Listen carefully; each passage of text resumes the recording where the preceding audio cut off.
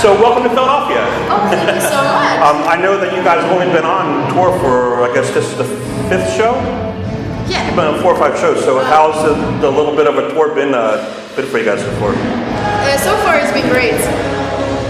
We had lots of fun and the audience has been amazing. Like the support is fantastic. And the venues have been also like super great. Now you started off in Canada? First show was Canada, yes. Right? And then you went to New York, and you've been to Maryland, been to Massachusetts, and now to Philadelphia. So you've kind of seen a little bit of the Northeast on the little leg of the tour so far. Yes. How's the other bands been? I Prevail, and I think Santa Cruz is on the same label as you guys. Yes, right? Exactly. How's the opening bands been for you? Oh, they've been fantastic.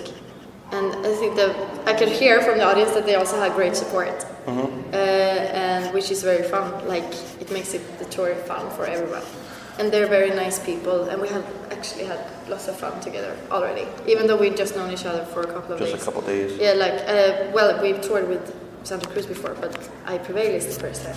And we had two party nights because there have been 2 birthdays. Oh, really? So we've been celebrating, and it's been fantastic. So fun. That's great. Yeah. Massive Addictive is a major album right now. It's on all the radios, and Drop Dead Cynical. I mean, I got goosebumps just saying the name. It's such a fantastic song. Wow! Thank you so much. Do the fans, when you first hit the stage, do you get the feeling that they're waiting for that song? I feel so. Yeah. I can feel that all the songs from Massive Addictive album gets better response than the old ones, I think. Well, just your career. I mean, you've only had 3 albums so far. Yeah. Nexus was huge when that came out in 2013, and even the debut album did really well. So, I don't know what you guys are going to do if you have an album that doesn't do so well, because the 3 albums that you've had have done really well so far. Oh, yeah, thanks. Yeah, it's going to be fun to start write the 4th album. But it's like I say, maybe, but we have lots of ideas. I hope it's not going to be, bad, but of course it's the fans that decide. Yeah. But how does that work? Because you have clean male vocals, clean female vocals, and you have Henrik who does the screamo part. When you guys are writing, do you kind of tend to write towards, you being out front, or does everybody come with their own ideas? Well, it depends on who's writing, but mostly on this Massive Addictive album, it was me and Olaf who sat together and wrote the vocal melodies. And since I was part of it from the beginning, I wanted it to be more challenging for my voice. Not challenging, but I wanted my voice to be in the right range for the songs.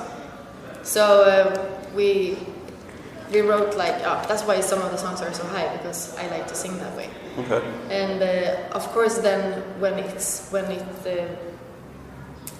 Jake gets the song, after, it's maybe not his it's maybe not perfect for his voice, but so then it makes it natural that I maybe you can hear me a little bit more on the recording. So certain songs suit you more? Certain songs suit me more because I wrote them after my own voice. I got you, for what you hear. And that's what he does as well, So if he writes a song without me being involved, Exhale, for example, it's a little low for me in the chorus.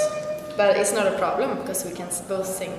He sings we just change octaves and stuff. It's interesting. I mean, I've seen the video for Drop Dead Cynical, of course. Digital World, I know the video just came out recently. Very cool video. It's an interesting song, and the video is kind of cool. I'm interested to see you live. I've never seen the band play live before. So, how the dynamic of the 3 singers and then the rest of the band fits. I think it'll be kind of interesting. And it's fun for me because I like to sing.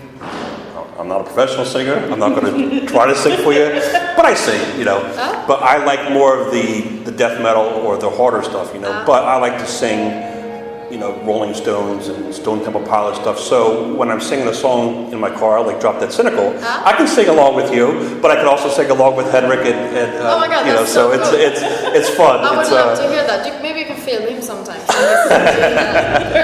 Elize, you don't want to see that. I do. I love that kind of stuff. No, but like you said, I mean, we write a song like usually, and then we decide like who should sing what part afterwards. Or sometimes it can also be like we decide that this should be more growls, and then we just like play around with the rhythm, like how we want the growls to sound like. Right.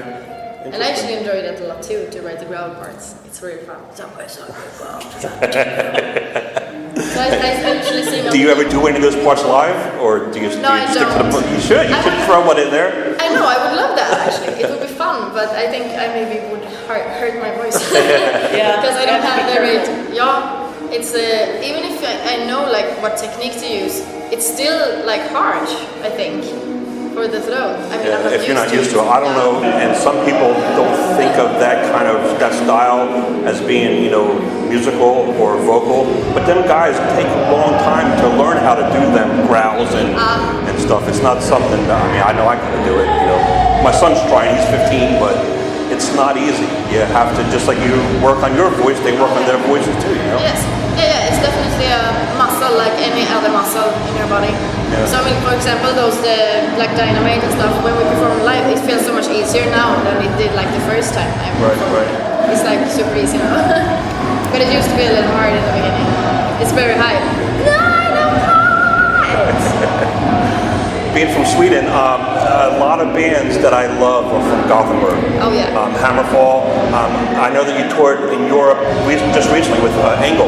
Yes. And I interviewed Nicholas about 2 years ago. Very nice fella. I like him a lot. Yeah. Nicholas and At the Gates is from Gothenburg, and In Flames, of course. So, as I was going through some of the names, it's like a little hub of these incredible bands are coming out of Gothenburg. I know. What's the music scene like there? I mean, I don't, never been there. I don't know how all these bands are getting recognized and making music worldwide. Well, actually, I don't know, because I was in school to become a musical artist, so I've been studying in Gothenburg. But we had like people from all over Scandinavia in my school, yeah. And because we have like super good education in music when it comes to music in general, and I guess also it's the same for instruments. But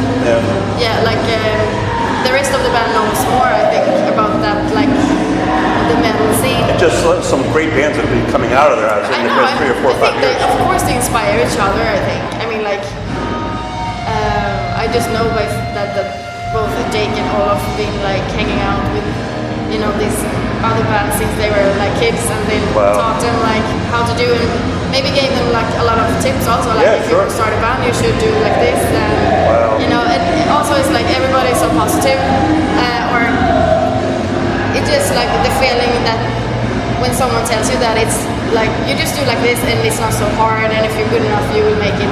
That makes you very what do you say? It gives you try to get more dedicated to it, or positive reinforcement. Yeah. Get you to do it. Says, hey, I can do this too. Yeah, exactly. Yeah, it gives you a push, like. Yeah. So that's what happens. That's cool. Excellent. Well, I can't wait for the show tonight. I have an interview with I Prevail next, and then we're going to sit and chill out and listen to the show. So.